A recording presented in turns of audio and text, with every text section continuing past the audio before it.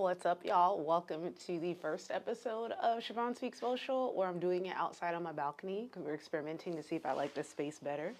So I got some little turf here. We've decorated the back porch with some vines, and we've got the little lights that light up here. So it's a pretty cool space. All right, so let's jump into today's show. Over the weekend, I got to connect with the team I'm a part of, Left Wing Project, and we were going over how we want to do things, what kind of stories we want to cover, how we're going to cover them, et cetera, et cetera. And they started posting like something, you know what Trump did. We'll get to that in a minute. Oh, also, oh, it's backwards. I hate that. Okay. Anywho, everyone kept sending me this one video to respond to. And it was the one about them removing all of the literature, information, and even documentation of female Latino men and women of color that have served in our military. And everybody just kept sending me that video waiting for me to respond. And number one, I take breaks. Okay, that's first and foremost. Number two, we are sitting this one out. I know that everybody's well aware of it, but sometimes I need to remind people, like, we are sitting this one out. We have been fighting for centuries. Number three, I'm nobody's attack dog. So, like, if I feel called to create content on it, if I feel called to teach on it, then I'm going to do it.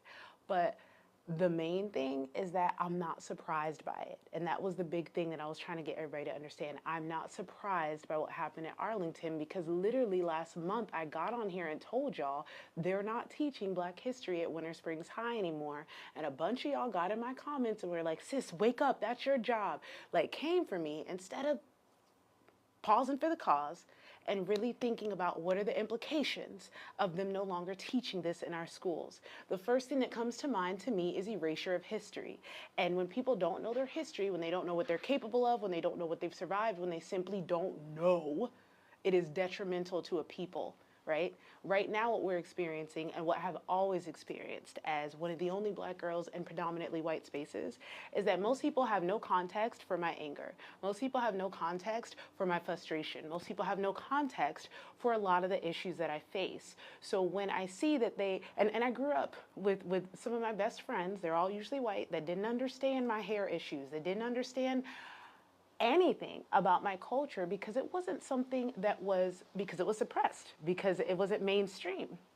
And so what we're seeing now is the pushback of people who felt uncomfortable with being confronted with systems and or experiences that their ancestors, or maybe their uncle, mother, father, grandma, whoever the fuck, played a role in creating for me.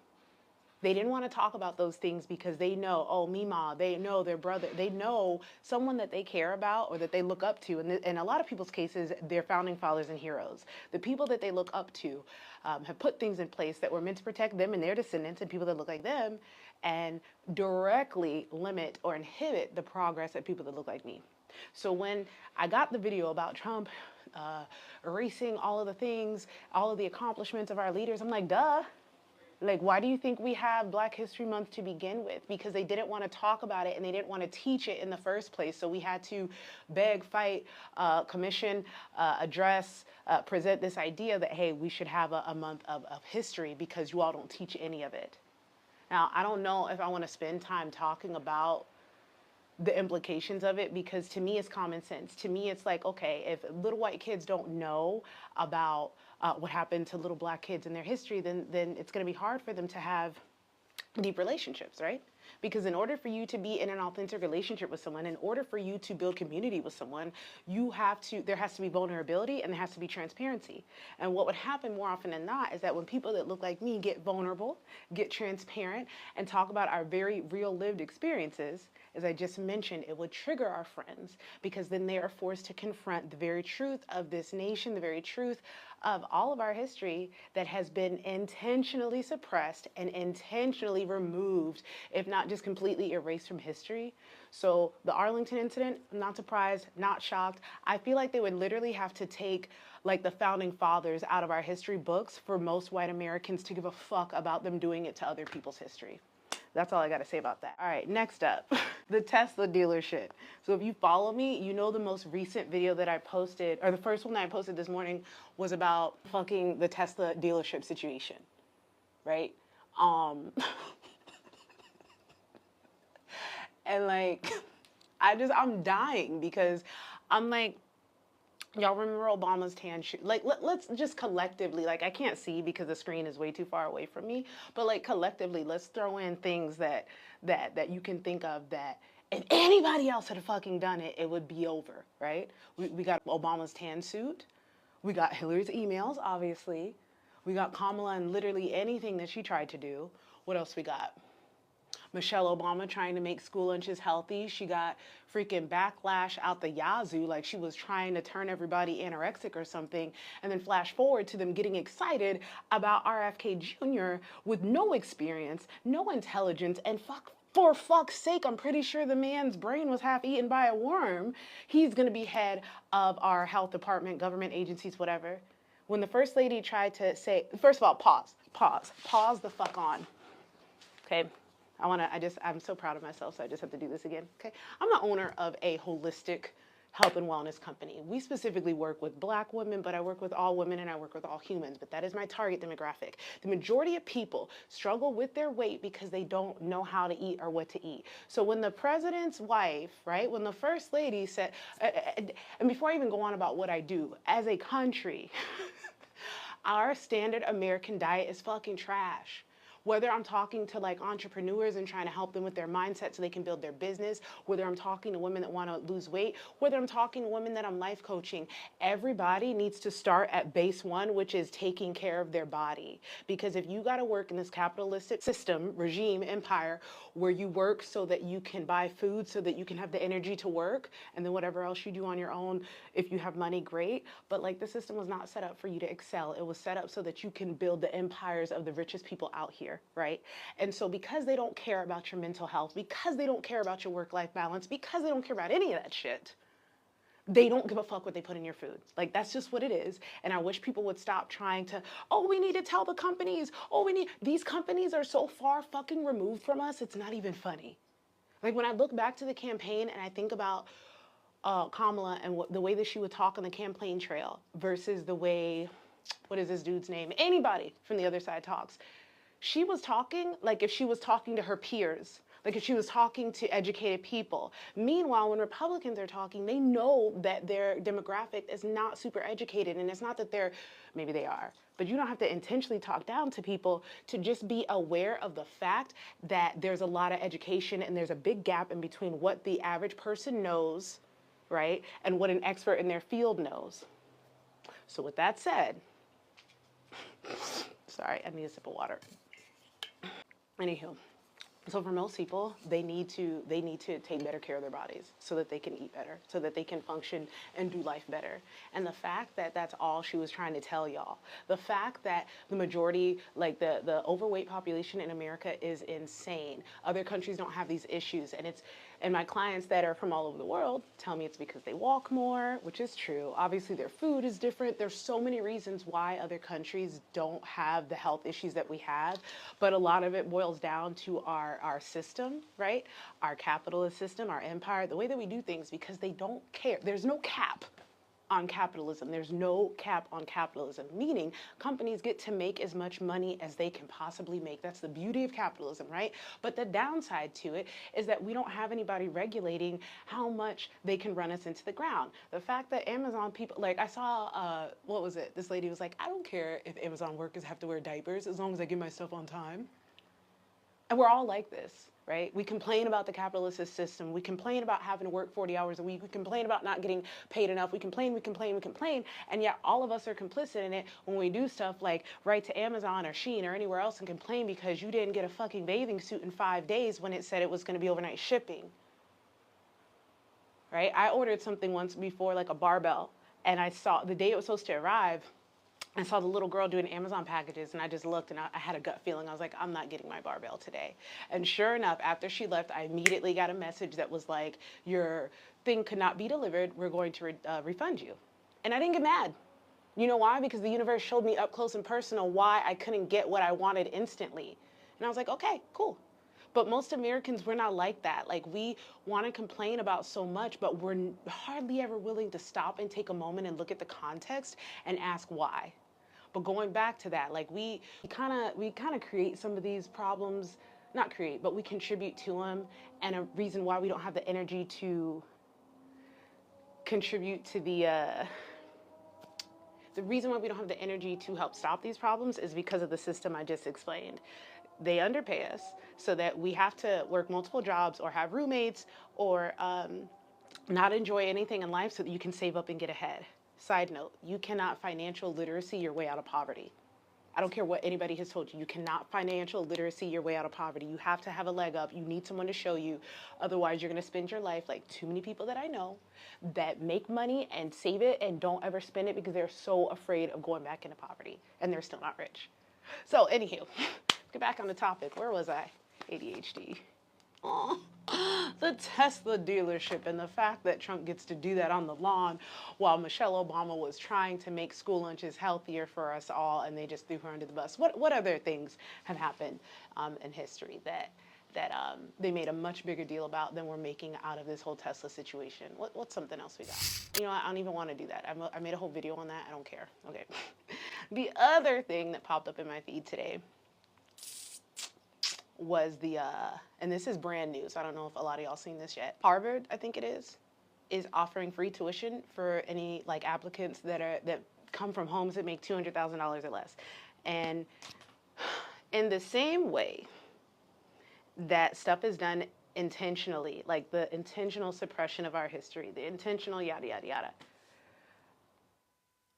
I think that this is meant to make them look better because of the situation with affirmative action. Because a group of Asian students contested and the Supreme Court ruled that it's not fair to use affirmative action, that they cannot use race as a deciding factor in who gets into schools anymore. So we all thought, okay, that's great. But what the Asian students didn't understand is that a lot of the things that are in place for us, affirmative action, DEI, it's not just for us, it's for everybody, right? Because there's so many people here in this country that have this idea that proximity to whiteness equals success. And so if we can just get as light as them, if we can just get as white as them, if we can talk like them, if we can dress like them, if we can act like them, we're gonna get ahead. And what they don't understand, and what so many Hispanics who voted for Trump and their families are getting deported and everything else, what they don't understand is that proximity to whiteness does not equal success. It equals, we're gonna use you and your support of us for as long as we can. And then when we're done with you, we'll discard you. That's how that works. And so Asian students fought to get rid of affirmative action in Ivy League schools only to learn that now there are less Asian students getting in than before because they thought that it was just for us when it was actually like helping them. This happens all the time. People do this to us all the time. We're used to it. Don't worry. Hold on, I got some snot in my nose. Also, hold on, before I move on about the Arlington situation, we've been doing this shit for forever, or they've been doing this shit for forever, suppressing history, erasing it, yada, yada, yada. I think that the intentional move on their part is to get us all to protest. Like everybody I know is like, hey girl, where the protest at? Mind you, I'm in a not super black community. I live in like a suburb of Orlando. And I got people like, where the protests at? I'm like, I'm not taking my black ass out in those streets. I did that for BLM. I went and spoke at y'all's community events. I'm no longer putting myself or my family at risk. If y'all want to get out there, I wholeheartedly encourage you to, because we've been doing it for generations. And they seem to listen a little bit more when it's y'all. They don't care if they were like, if you didn't know, during the 60s when my grandma and my family members were out protesting, they had water hoses from the fire truck that they were spraying people, children in the faces with and putting police dogs out on them. They don't do that so much anymore, and they'll be even less likely to do it on people that are fair-skinned. So for my safety, no, I'm not gonna be out there. I'm using my voice on here and in person, and I wish that a lot of y'all would do the same. But we're not, you can't let everything that they're saying get you triggered. The difference between being outraged, being upset, and then taking aligned, inspired action to be able to accomplish something, to get something done. It's quite another to just get angry, go out in the streets and just go crazy like they want us to, so they can be like, look at the crazy left and yada, yada, yada, and look, oh, it's mostly black. You know what I'm saying? Like, don't give in to that. Like, be more strategic, be more intellectual, be more intentional with the way that you fight back, because these responsive reactions that are not like calculated moves is why we're in this place. And the last topic for today's little mini podcast, and this is inspired by a pro-life video I saw. It was talking about how pro-life arguably is that, like, the argument for it is that life begins at conception. And so no matter what you do, if you end a pregnancy early, it's murder.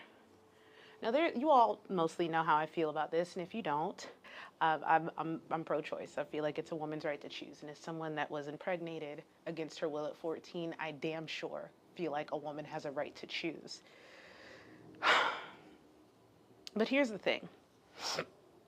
If you are a pro-life person, I need you to understand that that is your choice and that is your body. No one's saying that you have to abort your baby if you were to find out that it had Down syndrome or some sort of, like, I don't even know who they offer that to, like, because it's not Down syndrome. That was horrible for me to say, and I didn't mean that. Okay, so if the child is not going to be born sustainable, or like it won't be able to sustain life outside the womb very long, and someone told you that and you're pro-life, you being pro-life would go have the baby anyways, knowing that it was going to be a stillborn and going through all of that. And I don't think it's dumb. I don't think it's crazy. I think that that is all you. And in that same token, someone making the decision to do the same, it's also their decision. But what you're missing is that, like, if you were in that situation and the world was ran the way you think it is, I would have the right to tell you that you have to abort that child because it's not going to make it outside, right? Because any sort of murder is murder based off of the logic that were presented by pro-lifers. So if you were to give birth to this baby and it die, even though you knew it was going to die, well, damn, aren't you a murderer too? Okay, too much. Let's back up. Let's try another one. Okay, my other reason, and this is the real one, is the whole argument for adoption. As someone who is dating an adopted child, an adopted black child that grew up in a predominantly white household, that grew up in a predominantly white household that was conservative Christians that all still voted for Trump, even though she is out and in the open and in a relationship with me and has been open for at least a decade. Her family still, right, did all that. But the point is this. The upbringing, the experiences that she had to endure, the lack of access to her community, the unintentional and the intentional lies, the way her history and her culture was suppressed, the way she was basically colonized by them, and like this, and that's just with the family, right? And let me pause. And she says this often. She has a very good adoption story. Her adoption story, she didn't get molested or physically abused or anything like that. She has a very good adoption story. Most adoption stories are not like that, okay? She didn't have to, but she's had some interesting situations and some traumatic events. We all have childhood trauma, but my point is that, like, she had a good experience. Not everybody that's adopted has that good experience. So while there's so many Christians out here advocating for pro-life, why don't I hear y'all as loud? Why aren't you screaming for everyone who's trying to do IVF to go adopt? Why aren't you adopting, right? That's my biggest argument. That's my biggest question, because as much as y'all say, oh, just give your baby up for adoption, just give your baby up for adoption, you don't have to kill them. Like, do you understand the life of someone who grows up their whole life not knowing who they are, what they're connected to, why they were abandoned? You'll never be able to understand that. You'll never be able to carry that burden, just the same way as they'd never be able to carry the burden of having a child that was forced into them. I'm gonna put my little shirt on now because I have exhausted myself, and it's been a lot. We could do these little updates like every 5 minutes, because every time I turn on the TV it's some bullshit. Anywho, I hope you guys enjoyed this outside episode of Siobhan Speaks Social podcast. Who's to say if we're gonna keep doing it out here? The lighting's good. If y'all can hear me well, we'll look into it. But if you like podcasts, if you are looking for something where the world of spirituality, sociology, and politics meet, I'm your girl. The podcast is streamed on iTunes, Spotify, and then of course on YouTube. So I'll get this episode edited and up ASAP. And I'll see you guys next time.